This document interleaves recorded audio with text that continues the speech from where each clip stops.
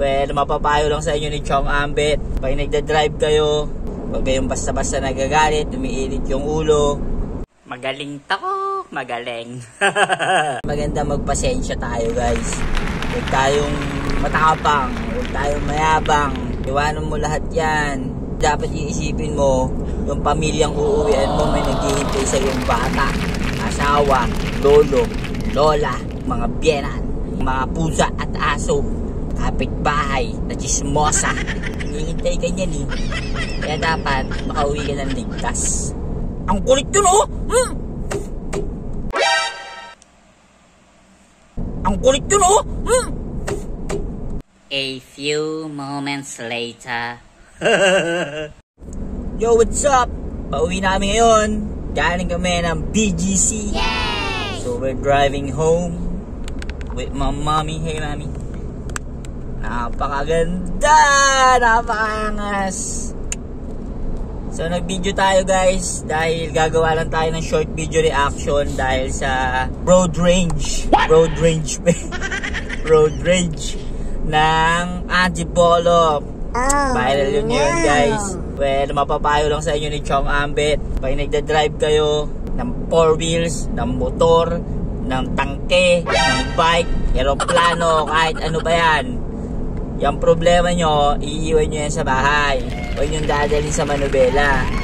Diba? Dapat relax lang kayo. Dahil masaya kayo lagi. Punong-puno lang kayo ng masasayang enerhiya. Ang kulit yun oh! Oh, joke lang. Sama na thank you ma'am. Siyempre joke lang.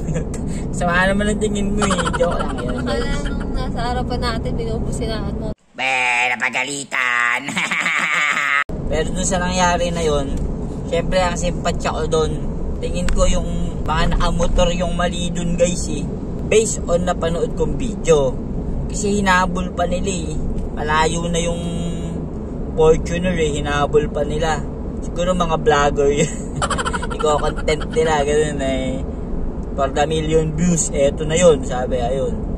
Nakabaril tuloy siya. Simpatya ko doon, nandun sa naka-Fortuner guys. Kasi kasama niya asawa at anak niya, kagaya ko ngayon. Oh. Kaya nangyari sa akin ngayon yun, gano'n. What? Nagsusorry ako. Ikaw na ikipag-away talaga eh. Ikaw mahilig sa away. Ha? Alam na kakatropa kaya nonchalant lang ako, nonchalant. Nonchalant human being. Pero bukas, at nagmotor na ako, syempre simpatya ko nasa nakamotor na yan. Ano ba yun? Kasi makulit din yung naka-Fortuner eh, sa totoo lang eh. Ang gulo ng utak mo! Balimbing ka eh, no? Balimbing, gano'n. So, yun lang guys. Mag-ingat kayo sa kalsada. Focus lang kayo sa daan. Huwag kayo nagbibideo ng kung ano-ano pag nasa kalsada kayo. Diba? Dapat eyes on the road. Sana may naiintindihan kayo. Sana may natutunan kayo. Alright? So, this is Chong Ambet signing out. Bye-bye!